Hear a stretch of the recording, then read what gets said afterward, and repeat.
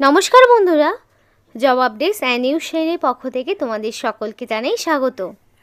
তো প্রত্যেকের জন্য একটা গ্রেট অপরচুনিটি যেটা পশ্চিমবঙ্গ সরকারের পক্ষ থেকে জারি হয়েছে। অনেকেই একটা কথা বলে রাখি, অনেকেই মনে করো পশ্চিমবঙ্গ সরকার মানেই সেখানে ফ্রড। তো নোটিশটা যদি সম্পূর্ণ তোমরা দেখো তাহলেই বুঝতে পারবে এইখানে যে রিক্রুটমেন্টটা হতে চলেছে সেটা কিন্তু একদম স্বচ্ছভাবে হবে আর খুব ভালো একটি নোটিফিকেশান। তোমরা এখানে রাজ্যের 23 জেলার যে কোনো প্রান্ত থেকেই আবেদন করতে পারবে এবং সেক্ষেত্রে ছেলেমেয়ে প্রত্যেকেই অ্যাপ্লিকেশন করতে পারছো। অ্যাপ্লিকেশন করতে তোমাদের কোনো রকমের ফিস দিতে হবে না, সম্পূর্ণ বিনামূল্যেই আবেদন করতে পারবে। একাধিক রকমের পোস্ট রয়েছে, যে যেই কোয়ালিফিকেশানে বিলং করো সেই মতো অ্যাপ্লিকেশন করতে পারবে। আরেকটি বিষয় বলে রাখি, এখানে মিনিমাম যদি থাকে তোমার মাধ্যমিক পাস, তাহলেই তুমি আবেদন করতে পারবে। তার পাশাপাশি মিনিমাম 18 বছর হতে হবে। এই ক্রাইটেরিয়াটা যদি তোমাদের কারোর থেকে থাকে, যদি তোমার থেকে থাকে, অবশ্যই সম্পূর্ণ ইনফরমেশানটি ফলো করো, স্কিপ না করে, কারণ প্রত্যেকটা ইনফরমেশান খুব গুরুত্বপূর্ণ। আর ডিটেলস তো অবশ্যই বলবো, কিন্তু তার আগে প্রত্যেকের কাছে একটাই রিকোয়েস্ট জানাবো যে যারা এখনও আমাদের এই চ্যানেলটিকে সাবস্ক্রাইব করোনি তারা ঝটপট চ্যানেলটিকে সাবস্ক্রাইব করে পাশে থাকা বেল আইকনটি ক্লিক করে দাও, যাতে করে পরবর্তী সমস্ত ইনফরমেশান পেয়ে যেতে পারো। তো চলো আর দেরি না করে এবার অফিসিয়াল নোটিশ নিয়ে ডাইরেক্ট আলোচনা শুরু করব। তো দেখো, নোটিফিকেশানটা একদম নতুন, 22 তারিখে আউট হয়েছে। 22/11/2024 এই নোটিফিকেশানটা বেরিয়েছে এবং সেদিন থেকে অ্যাপ্লিকেশান শুরু হয়েছে। দেখো, এখানে মেমো নাম্বারও দেওয়া রয়েছে। এবার যদি তোমরা এই মেমো নাম্বার দিয়ে ক্রমে গিয়ে সার্চ করো, নোটিফিকেশান অটোমেটিক্যালি পেয়ে যাবে।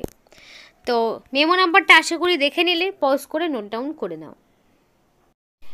এবার এখানে ডেটের যে শিডিউলগুলো রয়েছে সেগুলো জানাবো। তো টেন্টেটিভ শিডিউল দেখো বলা রয়েছে, date of start for inviting application 25/11/2024, অর্থাৎ 25শে নভেম্বরের মধ্যে তোমাকে কমপ্লিটলি অ্যাপ্লিকেশন করতে হবে। মানে 25শে নভেম্বর থেকে অ্যাপ্লিকেশন শুরু হয়েছে এবং 12 তারিখ পর্যন্ত জারি থাকবে। একটু ভুল হয়ে গেল আগে বলতে, 25 তারিখ থেকে শুরু হয়েছে, মানে 22 তারিখে নোটিফিকেশান আউট হয়েছে ঠিকই, কিন্তু সেটা শুরু হয়নি সেদিন, 25 তারিখে শুরু হয়েছে এবং 12ই ডিসেম্বরের মধ্যে তোমাকে কমপ্লিটলি অ্যাপ্লিকেশান সাবমিট করতে হবে। আর এই অ্যাপ্লিকেশান সাবমিট করতে হবে অফলাইনে।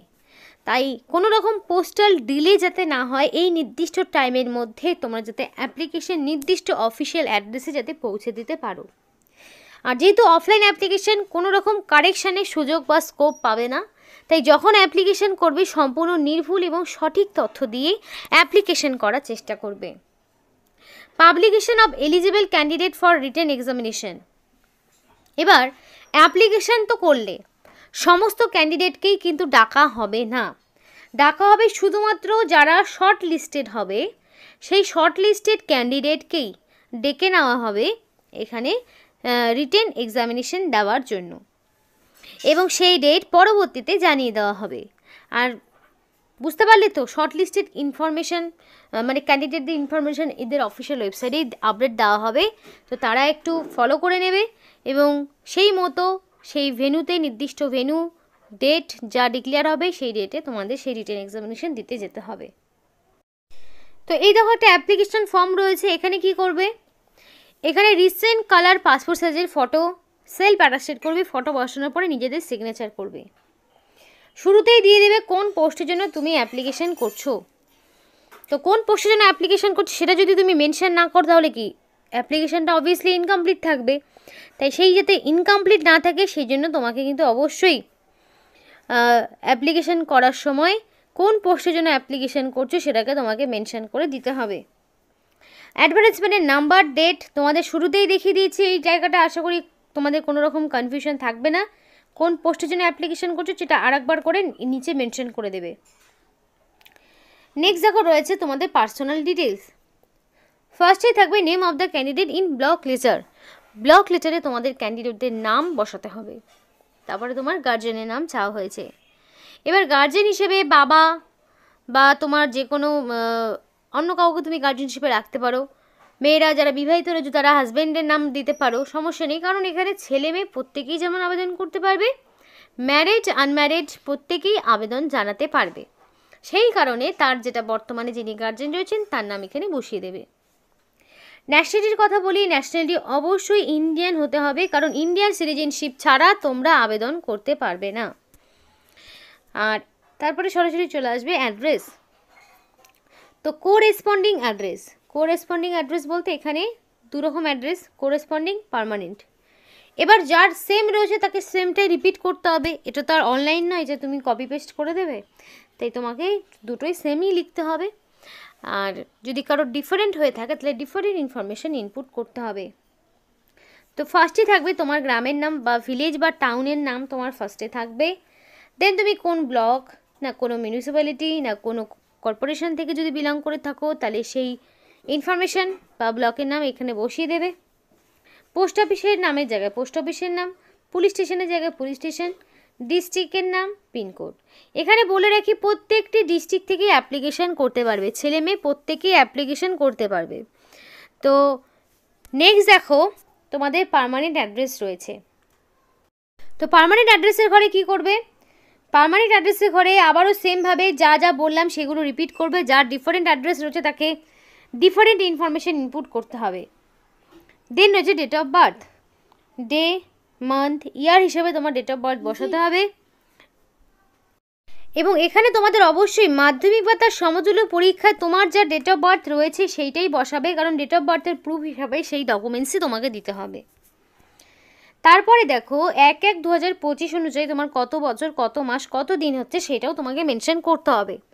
অর্থাৎ ফার্স্টে তোমাকে মাধ্যমিকের বা তার সমতুল্য পরীক্ষায় অ্যাডমিট বা মার্কশিটে তোমার যে ডেট অফ বার্থ রয়েছে সেই থেকে 1 জানুয়ারি অনুযায়ী তোমার যা বয়সটা দাঁড়াবে সেই মতো হিসাব করে নেবে, ভালো মতো ক্যালকুলেট করে নিয়ে এখানে বসিয়ে দিতে হবে। দেন তোমার জেন্ডার রয়েছে, মেল, ফিমেল, আদার্স কোন ক্যাটাগরির মধ্যে পড়ছো সেটা তুমি দিয়ে দেবে।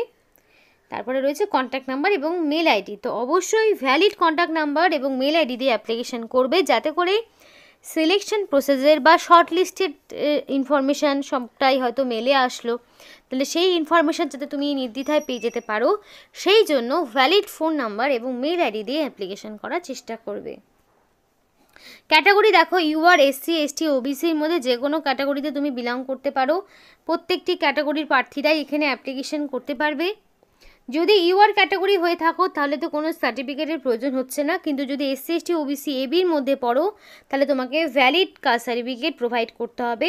এখানে EWS বা PWD ক্যান্ডিডেটদের কোনো রকম ভ্যাকেন্সি নেই, সেজন্য ইনফরমেশনও মানে ক্যাটাগরিতেও সেই অপশনও দেওয়া নেই। এবার মিনিমাম কোয়ালিফিকেশান যা রয়েছে সেখান থেকে শুরু হবে। এখানে ন্যূনতম শুরু হচ্ছে 8 পাস থেকে, তাই এই জন্যই আমি শুরুতে বললাম মাধ্যমিক পাশে যারা রয়েছে তারা প্রত্যেকেই আবেদন করতে পারবে, কারণ ন্যূনতম 8 পাস চাওয়া হয়েছে, তার মানে কি যারা মাধ্যমিক করেছো তারা প্রত্যেকেই এখানে আবেদন করতে পারবে। তাহলে শুরু হবে ডাইরেক্ট 8 পাস থেকে, কোন বোর্ডের আন্ডারে করেছো, কত সালে পাস করেছো, টোটাল মার্কস কত পেয়েছো, মার্কস অবটেইন, পার্সেন্টেজ কী দাঁড়ালো সেটা সবটাই দিয়ে দিলে। সেকেন্ড বক্সে থাকবে মাধ্যমিক কোন বোর্ডের আন্ডারে, কত সালে পাস করেছো, টোটাল মার্কস অবটেইন, পার্সেন্টেজ সবটাই তোমাকে ইনফরমেশন দিতে হবে। তারপরে রয়েছে উচ্চ মাধ্যমিক কোন বোর্ড, কত সালে পাস করেছো, সমস্ত ইনফরমেশান তোমাকে ইনপুট করতে হবে।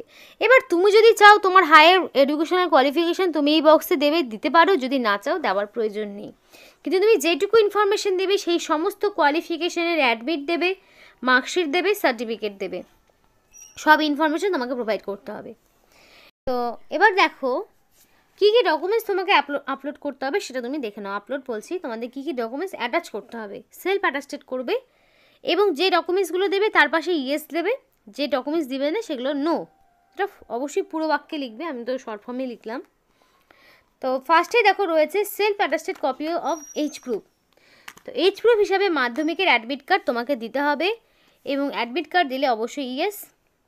Self attested photocopy of identity proof, তার জন্য ভোটার আইডি, আধার কার্ড, ড্রাইভিং লাইসেন্স, প্যান কার্ডের মধ্যে যে কোনো একটি, সবগুলো যে দিতে হবে তা কিন্তু নয়, যে কোনো একটি তুমি দিতে পারো। এক্ষেত্রে একটা জিনিস রয়েছে, যাদের অনেকেরই প্যান কার্ড নেই, অসুবিধা নেই, তারা ভোটার আইডি বা ধরো আধার কার্ড এগুলো দিয়ে দিতে পারো। রেসিডেন্সিয়াল প্রুফের প্রমাণপত্র, তার জন্য তুমি এমপি, এমএলএ, এসডিও, প্রধান, মিউনিসিপ্যালিটি কাউন্সিলর যে কোনো কারোর কাছ থেকে একটা সার্টিফিকেট ইস্যু করিয়ে তোমাকে আনতে হবে। রেসিডেন্সিয়াল প্রুফ হিসাবে যা অপশন রয়েছে সেগুলোর মধ্যেই তোমাকে করতে হবে, অন্যথা কিচ্ছু দিতে পারবে না। এবং self attested copy of educational qualification প্রত্যেকটি পোস্ট ওয়াইজ যা রয়েছে সবটাই তোমাকে দিতে হবে। তার পাশাপাশি রিসেন্ট 2 কপি কালার পাসপোর্ট সাইজের ফটো, যদি ওয়ার্ক এক্সপিরিয়েন্স কিছু থাকে তাহলে দেবে।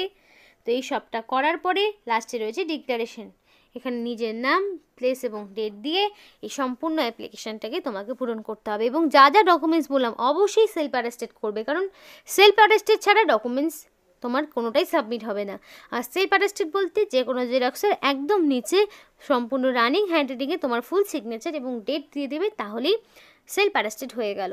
এবং এই অ্যাপ্লিকেশন ফর্মটা থাকবে শুরুতেই, তারপরে বাকি যে ডকুমেন্টসগুলো 1-2 করে দেওয়া রয়েছে সেগুলো পরপর পিন আপ করে দেবে, দিয়ে একটি মুখবন্ধ খামে ভরবে এবং অবশ্যই সেই খামের ওপরে লিখবে কোন পোস্টের জন্য তুমি অ্যাপ্লিকেশন করছো। একের বেশি পোস্টের জন্য তুমি অ্যাপ্লিকেশন করতে পারো, সেক্ষেত্রে কোনো সমস্যা নেই। এবার চলো বলে দিই এখানে কী কী পোস্ট রয়েছে। সুপারিনটেনডেন্ট রয়েছে, কেয়ারটেকার মেল রয়েছে, যেটার পাশে মেল তার মানে সেখানে শুধু মেল, যেটার পাশে দেওয়া নেই মেল ফিমেল তার মানে সেখানে মেল ফিমেল বোথ আবেদন করতে পারবে। কুক রয়েছে, হেল্পার রয়েছে, দারোয়ান কাম নাইট গার্ড রয়েছে, কর্মবন্ধু রয়েছে পার্ট টাইম হিসাবে, বাকিগুলো একদম পার্মানেন্ট। তো সেক্ষেত্রে এই সমস্ত পোস্টগুলো তোমাদের রয়েছে। এবং এই সমস্ত পোস্টের জন্য তোমাদের সুপারিনটেনডেন্ট যে পোস্টটি রয়েছে সেখানে বেতন রয়েছে পার মান্থ 15,000 টাকা, বাকিগুলো কোনোটা 9,000, কোনোটা 7,000, কোনোটা 5,000, 6,000 করে রয়েছে। তো দেখো সুপারিনটেনডেন্ট পোস্টের জন্য এখানে যে সব রকম কোয়ালিফিকেশান রয়েছে তোমাদের বলে দিয়েছি, তোমাদের সব রকম কোয়ালিফিকেশান রয়েছে। সুপারিনটেনডেন্টটা একটু ভালো পোস্ট, যেখানে তোমার গ্র্যাজুয়েশন রাখছে। তো এই গ্র্যাজুয়েশনটা আর্টসে হতে পারে, সায়েন্স হতে পারে, কমার্স হতে পারে, সেই যে কোনো ব্যাকগ্রাউন্ডে যে কোনো সাবজেক্টে ন্যূনতম গ্র্যাজুয়েশন তোমার লাগবে, প্লেন গ্র্যাজুয়েশনও হতে পারে। মিনিমাম গ্র্যাজুয়েশন হলে তোমরা সুপারিনটেনডেন্ট পোস্টের জন্য অ্যাপ্লিকেশন করতে পারছো। কেয়ারটেকার হলে মাধ্যমিক পাস লাগবে বা তার সমতুল্য পরীক্ষায় পাস থাকতে হবে। মাধ্যমিক পাস যে কোনো রেকগনাইজ বোর্ড থেকে হতে পারে। আর বাকি কুক, হেল্পার, দারোয়ান, কর্মবন্ধু যা যা রয়েছে এগুলোর ক্ষেত্রে তোমার লাগছে 8 পাস। এবার অনেকেই রয়েছে যারা এই যে গ্রুপ ডি লেভেলে যেগুলো পড়ছে, এই যে 8 পাসের, সেগুলো অনেকেই অ্যাপ্লিকেশন করতে চাও না। আবার তোমাদের মধ্যেই এমন অনেকেই রয়েছে যাদের এই কাজটাও খুব প্রয়োজন, তো তারা চাইলে এই পোস্টগুলোতে আবেদন করতে পারো। আর বাকি যারা রয়েছে তারা সুপারিনটেনডেন্ট এবং কেয়ারটেকার এই পোস্টগুলোর জন্য আবেদন করতে পারো। দেখো আমাদের তো সবটাই তোমাদেরকে প্রোভাইড করতে হবে, সমস্ত রকম high qualification, middle qualification, lower qualification সবটাই তোমাদেরকে প্রোভাইড করতে হবে, কারণ সব রকম ক্যান্ডিডেটরাই কম বেশি ভিডিও দেখে থাকো, সেজন্য সবার জন্যই সমানভাবে আমাদেরকে ইনফরমেশন প্রোভাইড করতে হয়।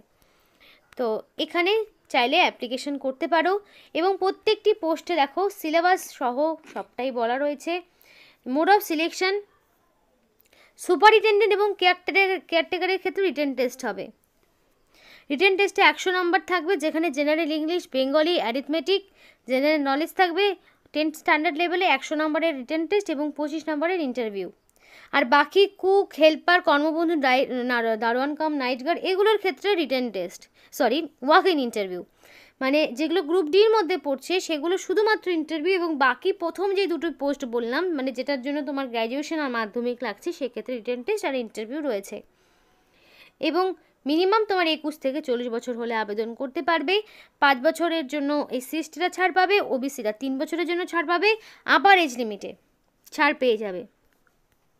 এবং অ্যাপ্লিকেশান করতে হলে এই যে এখানে ঠিকানা রয়েছে এই ঠিকানায় 12 তারিখের মধ্যে পাঠাতে হবে। বাই পোস্ট, বাই হ্যান্ডে পাঠাতে পারো, এখানে সেই সুযোগ রয়েছে। ঠিকানাটা একবার নোট ডাউন করে নাও, এই ঠিকানায় তোমাকে পাঠাতে হবে, নির্দিষ্ট সময়ের মধ্যে পাঠাবে। কোনো রকম ইনকমপ্লিট অ্যাপ্লিকেশন করবে না, প্রপারলি ফিল করবে তবেই তুমি অ্যাপ্লিকেশন করতে পারবে, নাহলে কিন্তু অ্যাপ্লিকেশন ক্যান্সেলের লিস্টে চলে যাবে। আর একের বেশি পোস্টের জন্য একাধিকবার সেম পোস্টের জন্য বারবার অ্যাপ্লিকেশন করছো তাহলে ক্যান্সেল হবে। আর তুমি চাইলে এদের অফিসিয়াল ওয়েবসাইটটা ভিজিট করতে পারো, www.malda.government.in, এটা হলো এদের অফিসিয়াল ওয়েবসাইট। এই অফিসিয়াল ওয়েবসাইটে তোমরা সমস্ত আপডেট, ইনফরমেশন, নোটিফিকেশান সবটাই পেয়ে যাবে। আর পরবর্তীতে ডেট, টাইম, ভেন্যু, রিটেন এক্সামিনেশনের পরবর্তীতে সেগুলো জানিয়ে দেওয়া হবে। ভেন্যু পরবর্তীতে তোমরা জানতে পারবে। অবশ্যই রেগুলার বেসিসে এদের অফিসিয়াল ওয়েবসাইটটা ভিজিট করবে এবং রিটেন টেস্ট বা ইন্টারভিউর জন্য কোনো রকম তোমাকে টাকা পয়সা দেওয়া হবে না, সম্পূর্ণ নিজ ডিস্ট্রিক্টে এখানে নিজ খরচে তোমাকে যেতে হবে। আর নিয়োগটি তোমাদের করা হচ্ছে government of West Bengal, office of the district magistrate, Malda জেলার পক্ষ থেকে নিয়োগটি করা হচ্ছে। তো এই ছিল আজকে সম্পূর্ণ ভিডিওটি ভালো লাগলে অবশ্যই লাইক করো।